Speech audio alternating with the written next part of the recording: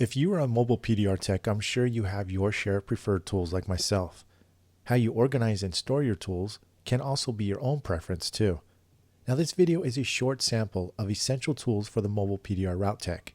For now, I will share what's in my toolbox and why I chose this particular rolling tote bag in the first place. This particular Husky rolling tool tote has to be the most easiest and practical toolbox I have ever owned to date. If you are in the United States, you can purchase this toolbox at any Home Depot. I guess you would say it's more of a heavy-duty bag/box. It's made out of industrial nylon fabric and well made. It has plenty of pockets, 25 inside and 12 pockets outside. It's also 22 inches long by 15 inches tall, which allows my mid-range rods and wires to stay snug on the outside without flopping around. A big reason I bought this rolling tote toolbox is because I can access all my tools in an instant. I don't have to search around and go through all the pile of other tools to finally find the one I want. Meanwhile, I can avoid making a mess that I probably wouldn't have cleaned up anyhow. This tote actually helps me stay more organized and saves me lots of time. Now, I rarely take my toolbox out of my vehicle because after all, it is pretty heavy, as you can probably tell. I haven't weighed it, but it feels like it's well over 50 pounds, but not probably exceeding 60. If I do take it out of the vehicle, I feel very confident it will hold up for a long time. It has telescoping rubber handle that feels very comfortable while in use. It's rugged with skid plates and heavy-duty wheels for easy pulling. Super smooth, and it doesn't sound like a cheap baby rattler when rolling from one place or another. Now here's a quick look at what's in my toolbox. On the main video, I will explain the use of each tool and even the ones you don't see or mentioned in the tool bag. Most of my tools are essential for on the road, but for now, let's check out the bag of goods. Now keep in mind, these tools I have in my bag are essential to me. I want to share my essential tools to show you guys what I think is crucial. And you might have something similar, not saying the exact, but something similar. And if you don't, and it interests you, I highly recommend it because you never know why or when you need it. Now, what's cool about the video about this and how I go into in depth is that you are going to see why I chose that tool. So I pull this tool out and then I cut to the scene, why I'm using it and what it would be for and what access area or how it was basically used towards the repair. Now, obviously, you can see that this is a ratchet tool from Blem, and these are the ratchet set tools from PDR Finesse, which are highly high quality and very, very good, especially the bends on these tools. The bends on these are really cool, and they come in a pair, but they're great for pinpointing and finishing and getting those last bit out, just really, really dialing in your dents. So I highly recommend those. Those are really, really cool tools, and I do not leave home without them. And I recently added that to my bag too. Now on the front part, I carry the gaffer's tape, as you can see, hanging in the front. I use that a lot for protecting my tools, but I can flip it over and it's not getting in my way anymore when I'm using my toolbox. Now right here is my short tools for generally either through the side panels or through the top of the door, or I've got picks. Just easy, accessible tools that I use quite frequently.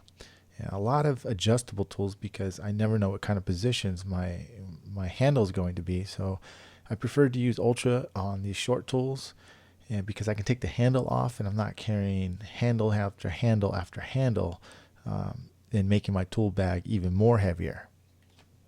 I also like to carry a set of wires, hand wires. They're kind of like a hail little set of wires that are great for top panels, roofs, hoods, trunks, anything like that with the top panel that's got a lot of braces in there. Now I do like sharp tools. I've recently been using a ton of sharp tools, and I mean super sharp. That's PDR Finesse, and that is a great tool for finishing. I also have my little flat blade tip tools. That one in particular is from Dent gear, and then I've got my other little specialty tools like that, a little mini blade. I'm not going to go through every single tool, not in this video. I won't, and I will. Again, I keep saying this, but I'm going to give you an explanation why I have that tool and what situation would I use that tool for, and that way it gives you a really good idea in the situations ahead that why you would want that tool or something similar. It doesn't have to be the exact brand or the same cost, but you can pretty much get an idea of why I break that down. And I know a lot of techs have the same similar tools, and these particular tools are little hooks from Dent gear. I think you can find something similar at PDQ, I believe. And I love my little mini wires. Those little wires are tough, and they're both from Dentcraft. So here's what I did. I put a little hook on there. I got that from an idea from Benoit, my student, and actually got the whole tool bag idea from him because I had the smaller one. And these are just easy. Remember, I want everything quick and easy to get to, and that's why my tool tips are right there. I have an assorted bunch. I try to keep a nice variety. Sometimes I have a few of each because I use one for knocking down, one for tapping, and then a couple others for other things. So I want to be prepared as much as possible. I also carry an Anaconda set. I don't have the tool in front of me. Again, this is going to be a big breakdown video of the tool essentials, and you can see the different tips I carry in my tool bag from the Anaconda. Now the Anaconda's got some interesting tips, especially those pivoting ball joint tips, and then he's got a paddle tips like this, and very, very sharp tips as well. So I like to keep a different arsenal of different things because I never know what kind of situation I'm going to be in. So that's pretty good and interesting right there. And also carry an adjustable handle from Ultra Dent Tools. That's good for all my adjustable tools. And obviously it helps keep my positioning and getting into different positions for my tools. Now on the right side, I've got a right angle drill from Milwaukee, which is one of the smallest ones I could find, and it works terrific, along with the Milwaukee ratchet. And that comes in really good handy because I don't have to bust out my regular ratchet, and it just seems to be very, very good, and it fits perfect on the side. Now what I added to the bag, which doesn't come with it, but you can still find it at Home Depot, are these little bags. These little bags I store my Kiko Super Tabs because they're kind of awkward. They won't really fit well in the pockets. They can, but you don't fit that many. And these bags allow me to fit different sizes of those particular tabs. And I can flip it in or out, depends on how I need it.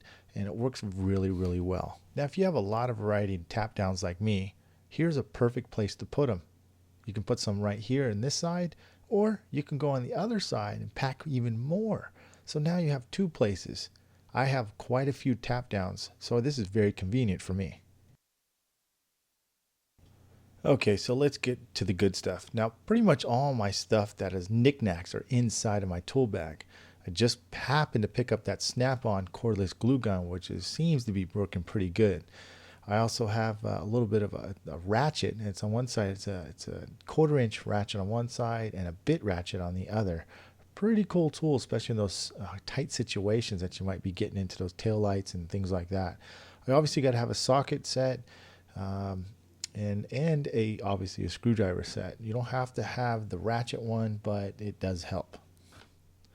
Now these clip pullers are a must-have, especially if you do not want to be chewing up clips or breaking them. That's very, very vital. I also carry a little bit of alcohol on the side just in case I need some. I'm actually going to get a different bottle. I really don't like the spray bottle. You want to get like a mister kind. And obviously your wedge. Don't forget those pliers. Those pliers come in very handy. Your tools might get stuck. Your caps might not come off right. Also, the O-ring remover, perfect for taking off those little clips to the tail lights, or maybe you have to pull some hoodliners with those clips that you do not want to tear up the plastic and chew it up. Those work really, really good.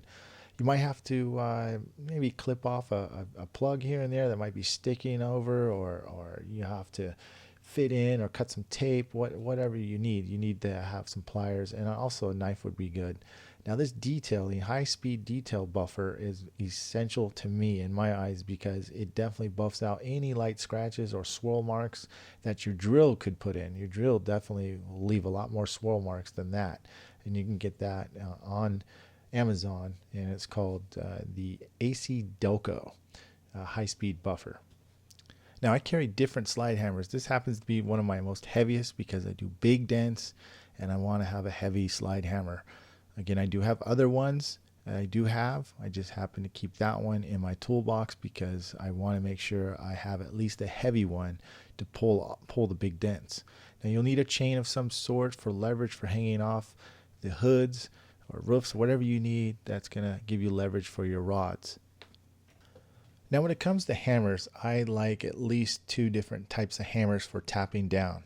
This one in particular is a body hammer. It's one of my heavier hammers, and I actually had Ultra dip the hammer of the face of it right there. You can see it really helps me because I don't like the ting ting ting sound when I'm hitting a tap down, and also when I'm working in the morning or something like that, it's not making a crazy loud noise, so I keep the noise pollution down when I'm tapping, and I actually like the feel of it too. Now each hammer has its purpose. Like this one, this is a dead blow hammer from Snap-on. It's 10 ounces, very comfortable, and it works tremendously well. I probably use this one more common than any other hammer. I have a lot of custom hammers and they all serve their purpose, don't get me wrong, but this is something that I'll carry with me to make sure I have at all times. And to be honest, where our hammers are kind of like scissors to a hairdresser. You know, they don't have just one pair of scissors. They got different pairs of scissors and they're high quality. It's going to be a preference thing, guys, and I'm going to talk about a lot of different hammers and give you a lot of options when we get to that video. But for now, this is what I carry in my toolbox, and I'm sure you're going to kind of relate to this. Now on the other hand, I've got a blending hammer, which is completely different than these type of hammers. You do not want to hit a tap down with a blending hammer. It's made to make contact directly with the panel, metal tip on metal, and that I don't mind because it really helps me a lot. Since Shane Jacks came out with this hammer, it's by the way, it's called the Shane Jacks Jackhammer. Very, very good balanced blending hammer. I think you're going to enjoy it and think you're going to like it. If you don't know what it's about, you're going to have to go to his site and check it out. He's got some videos about it and he'll go more in depth about it. But for essential tool, that's great for me, especially when I'm leaning way back and I see a high, I want to blend it out, and that's one of my best ways to do that is with that hammer. Now you don't have to have an impact gun on you. It just happens to be, it fits perfect in there. I have it because I bought an Dent light and it has worked great, and I needed a couple extra batteries, so I bought the kit that goes along with it. Also, you want to carry a mini lifter in there. You don't have to carry it in the toolbox, but I carry it because I can carry everything in it. This is what this toolbox allows me to carry everything, and it works fantastic. Now I use a torch every now and then. I use a heat gun for my bumpers. Sometimes either or. But if it's my choice, I'll use a heat gun. The torch happens to be very, very convenient if you just need to warm up the panel to keep it from cracking, and that's why I got this cool little torch. It is kind of expensive. You can probably find one a lot cheaper. This one was 70 bucks on Snap-on, but I got a little better deal than that, so I might as well picked it up. But you can get one cheaper. Now I am going to get a different box. It just happened to have this, but I keep an assorted plugs, caps, rubber tap downs, 3/8 plugs, 1/4 plugs, 1/2 plugs, caps for your tools, and cherry tips for those R4s from Dent, and extra tap down tips as well. Just little accessories. That's something that helps stay organized and you're not having caps and stuff all around. You also want like a little bit set. This is a little ratchet bit set that I picked up also from Snap-on. It was actually Matco, sorry, for $35. This is a really nice one, and plus the bit holder locks, so you're not leaving it in the bolt or screw. Now make sure you have one of these, a rope ratchet. Probably one of the most simplest, cheapest, essential things you've got to have, especially for tying down doors or hoods or things like that to keep it from moving. Now on the other side, we have another compartment, a big one. But first, I use a door jammer like this. It's basically a welded piece. On the end, it's just a vice grip, pretty simple, and it snaps into the door and locks into the jamb, and it does the job pretty quick and easy. I've got an inverter for if I need electricity, I can run it off a battery or in my car. And then I have the alligator plugs with the 12-volt inverter that the inverter can plug into and straight to a battery if I'd like to. And that's because it's a backup for me, and I use 3000 discs for sandpaper to really get out the fine detail if I have just a little bit of roughness in the paint. And this is what they look like. This particular brand is a 3M, and you could probably get another brand called Meguiar's, or there's another Mother's, and some other companies which you can get. Now in here is an assorted tabs of my glue tabs. Now we've got Kiko, we've got Atlas tabs, we even got Black Plague tabs, and just all sorts of tabs. So you will definitely want a bunch of variety of tabs to carry with you, because you never know where it's really going to work on the road. And so that's pretty much wraps it up. That's what's in my toolbox. Quite a few little things in there, and that's why I like this toolbox. But stay tuned, check out why these tools and how essential they can be for you.